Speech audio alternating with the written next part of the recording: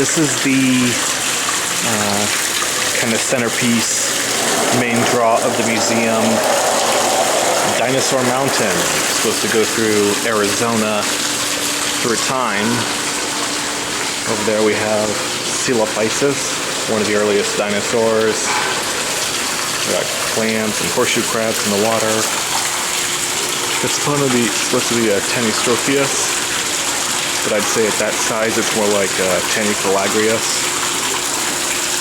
And yeah, basically we're going to be going up the mountain, up through time. Here we are in Jurassic, Arizona. There's the Ankylosaur mammoropelta.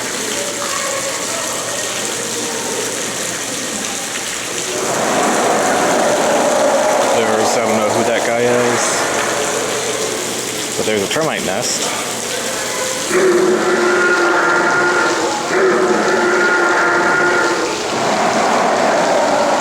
That's further up in time. We'll meet him just a second, even though he seems really impatient. We are now in Cretaceous, Arizona. This here is Albertosaurus, a smaller cousin of T-Rex.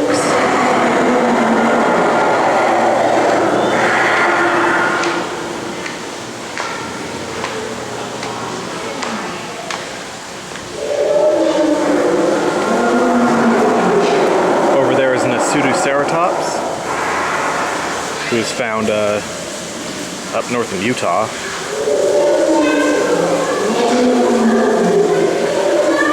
Getting towards the top of the mountain. And here we are at the top of the mountain in the Cenozoic era. Noted for its dominance by mammals, like bighorn sheep, black bear, but also during the Pleistocene this guy, Glyptodon, kind of the mammal's answer to ankylosaurs. So he's just got that big bony shell and that thick armored tail. There's hardly nothing to mess with these guys, and I see you're going off again. Yes, you're big and scary, we get it. Alright, I think it looks like rain.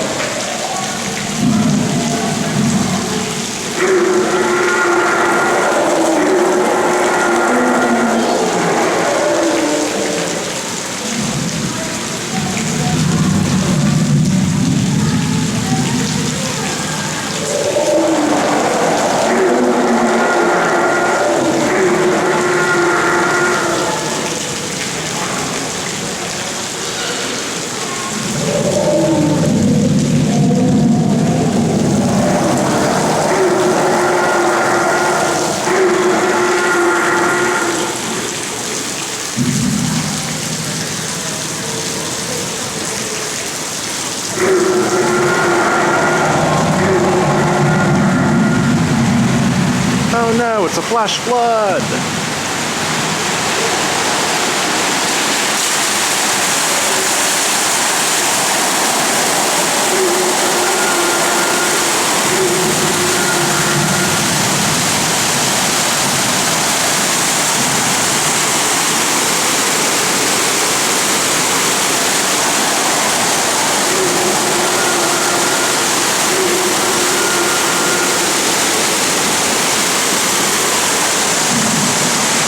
Got everyone upset.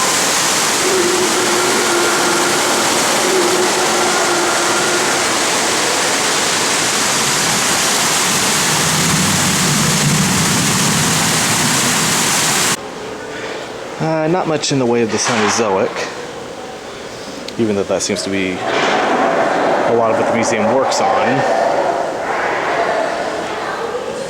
There's a toe bone from a camel. There's a foot bone from a bear. Here we see a mass grave of western box turtles. Also sprinkled in there are rattlesnake vertebrae. Now compare those little turtles to this thing. This is Hespero testudo. It's a giant tortoise. Lived in North America during the Miocene and Pliocene, maybe into the Pleistocene. At least the early Pliocene. Here's a glyptodon shell. So as you can see, it's made up of these individual scoots.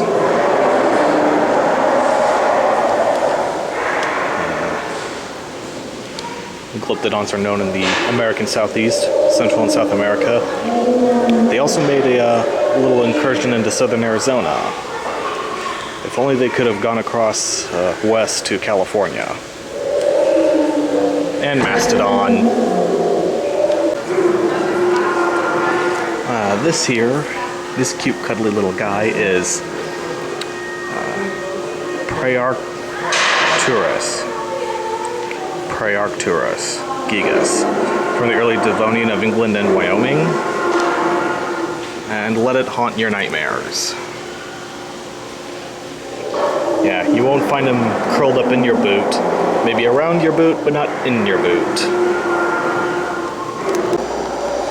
Here we are in the Devonian period, when Arizona was covered by a warm tropical sea. It's got a shark, early shark, and then some funky looking fish, and some crinoids. I believe this particular species is known as the rave lily. And we come forward to the Permian, and so far Arizona's only Permian fossils are trackways from the Coconino sandstone.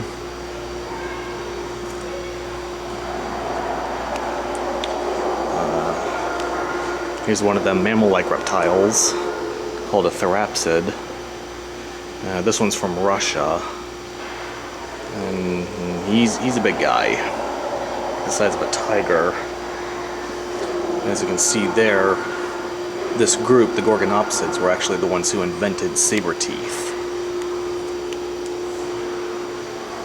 Also from Russia, we have this guy called Scutosaurus. Because he was covered in armored scutes, you don't see that on the skeleton. You can kind of see it on his head. And we come forward, also from Permian Russia, is this weird guy, Estaminasuchus, who scientists think may have engaged in headbutting with other males. Onward to the Triassic. Here are amphibians from the Middle Triassic Moenkopi. The Moenkopi has yielded mostly amphibians.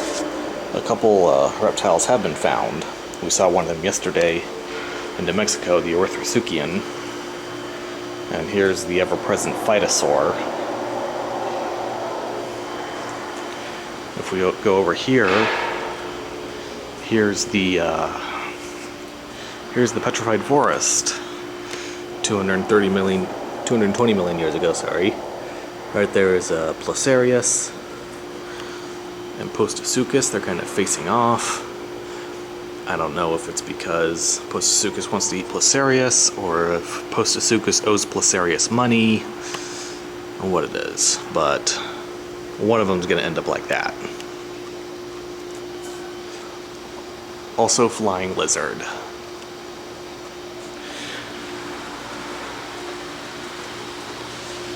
Oh, there's another one of those Metaposaurs, those giant Triassic amphibians. Then we come to the Middle Jurassic, and Arizona's famous for Dilophosaurus. So far, he's only been found here, and as you can see, he's much bigger than Jurassic Park made him out to be. I mean, it's like when you're this big, you don't need venom or a frill. And there's one of the earliest mammals, munching on a lizard. And Dilophosaurus's potential prey included this little guy, Pterosaurus, who may have been the progenitor of the Ankylosaur lineage. And then we skip forward to the Cretaceous, when, again, at least half of Arizona was covered by water. So you got this big fish, maybe Anchotis, getting chomped by a pliosaur. Well, a mosasaur tries and fails to appropriate it. Also turtle. Turtle. Alright. Oh. I just punched myself in the stomach for making that reference. Alright. Real quickly, they have a exhibit on Mesoamerican culture. I'm not terribly interested. I mean, I love Mesoamerica, but you know, it's just mostly pottery and figurines, you know, because that was a trend in the middle of the 20th century. It was, you know, rich people bought, you know, like I said, these pots and stuff, art from ancient Mesoamerica. Well, at least they're upfront about it. Art of ancient Americas. There's an Olmec head. And here's a couple of replicas of the Atlantean warriors from Tula. You got a butterfly-shaped breastplate. And you can see here, it's kind of curve. That's interpreted as being a short sword. Toltec warriors use these curved scimitar-shaped swords. You know, it was of course wood etched with obsidian. You know, and then we come to the Spanish period, when all these native peoples were slaughtered, enslaved, and repressed. And they did that with stuff like this. This is a blunderbuss, basically the world's first shotgun. It would be loaded with what's called grape shot, basically small BB-sized pieces of metal. And then they call this a mortar. You know, I've seen this on Pawn Stars. It's called a thunder mug. They're often used for signaling purposes, but as the label says, it may have been used more as a psychological weapon, because, you know, of course, the natives were terrified of gunpowder. Gunpowder was indeed the Spaniards' greatest weapon, but it wasn't his only one. In fact, you know, their reserves of gunpowder were usually short, and so they often had to resort to, you know, the old way of fighting, and that's up close and personal with this an early version of the rapier. Unlike the rapier, this sword was designed to cut as well as thrust. Then of course metal armor, which could repel most of the natives' weapons. Alright, get ready to dive into the Lost Dutchman's mine. The Dutchman's lost mine. Also, now, as you can see from the sign here, there was a real Dutchman, and he did pull gold out of the Superstition Mountains. And that was about it, until, who knows, maybe greed or adventure lust or stuff like that festered and grew into the legend of the Superstition Mountains, where people even today believe there's a vast gold mine to be discovered, and that everyone who's tried to find it, so the legend goes, has died.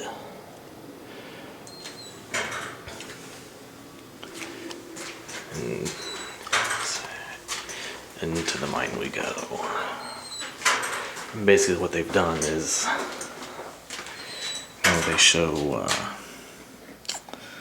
artifacts and stuff that, you know, miners of the era used, like this scale, pouch of nuggets.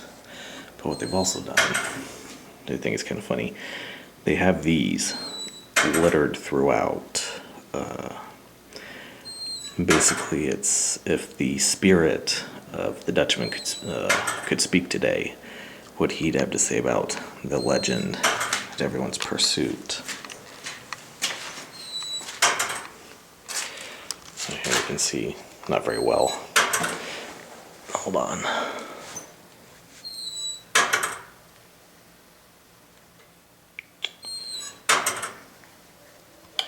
Here we are. A minecart that was used to haul ore. Here's a shaft. And there's someone mining. I'm sure he's been at that ever since the museum built this exhibit. Talk about perseverance.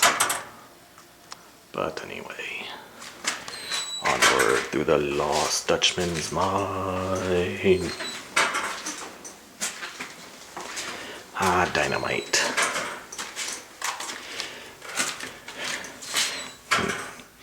You know, this was for such a long time the standard for blowing shit up, specifically rock. So they'd drill holes into the rock with a hand drill using bits like that. Stick a stick of dynamite in there, and then detonate it with a blasting cap. Now, it's a common misconception that it's fire you have to worry about with dynamite. No, it isn't. If you throw it in the fire, it's not going to explode. What you actually need to be careful of is freezing. You don't want your dynamite to freeze, because when it thaws, the nitroglycerin, which is the active agent, can drip out, and then that can ignite.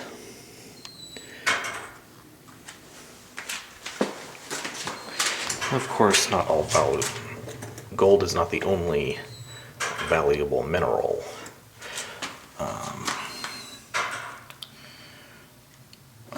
There are many other minerals that were mined, like, for example, that looks maybe like talc or something. But these minerals are often found with a black light because they are fluorescent, meaning they glow under a black light. The camera's not picking this up as well as it probably should. So, onward through the mine.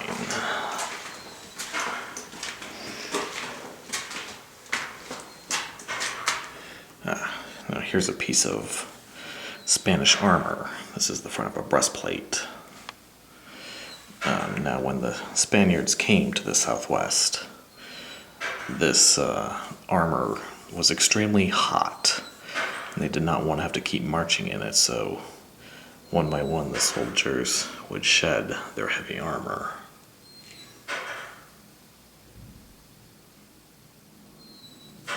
Apparently this piece was found about 25 miles from, well, where we're standing right now. There's an old ancient Native American stone axe. Here's a candle holder. Apparently that's not the only thing it was good for. When drunk, disgruntled, and pissed off miners got into fights, they would use these things like stiletto daggers.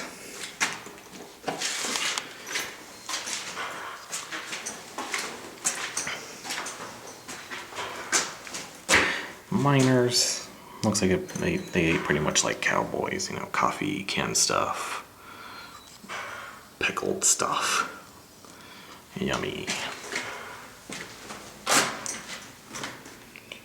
I'm not sure what this is, but these right here are the Peralta stones, which, believers in the mine think are maps telling them where to find the Lost Dutchman mine. Though it has yet to be determined whether they're authentic or just an elaborate hoax. But according to the exhibit, between 4 and 6 major expeditions come to the museum each year to study these stones. And that is the true story behind the Lost Dutchman mine. Alright, time to go. I think my parking is expired. Alright, I hope you like pterosaurs, because they've got a whole exhibit on them.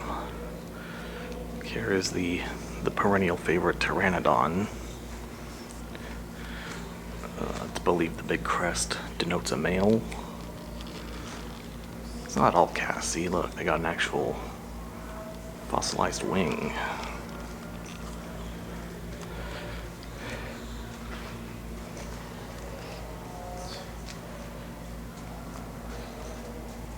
And then you can kind of see that indentation in the jaw, which makes some think Pteranodon may have had a throat pouch, kind of like a pelican.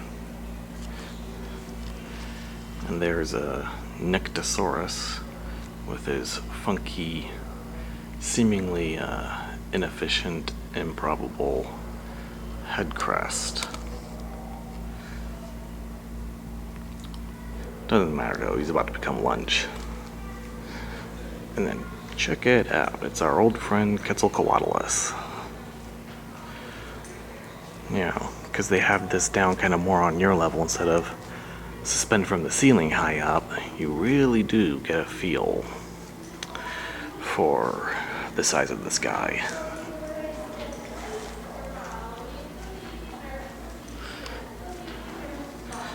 And there's a model of Pteranodon. And these are just the big guys. I mean, they got these casts of these little guys all over the place, like Rhamphorhynchus here. And here's a recent illustration that, you know, shows the new way of thinking about these animals is that rather than skimming the water for fish like their relatives, is that these things, these huge pterosaurs, would have come down to the ground, not just to scavenge, but to even prey upon animals, in this case, a baby dinosaur.